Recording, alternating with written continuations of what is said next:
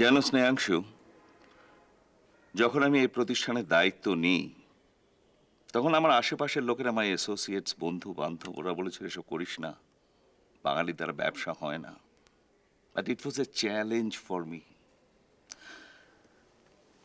এই ব্যবসাটা শুরু করেছিলেন আমার বাবা, কিন্তু কিছুদিনের মধ্যে উনি মারা যান। তারপর সমস্ত দায়িত্ব আমার ঘাড়ে এসে পড়ে। I took it up, really I took it up. আমি হয়তো ছেড়ে একটা ভালো চাকরি নিয়ে কোথাও চলে যেতে পারতাম, কিন্তু যাইনি। তারপরেই আমি তোমাকে পেলাম। স্নেহাংশু, আমি তোমায় পেয়ে খুব ইন্সপায়ার্ড হয়েছি।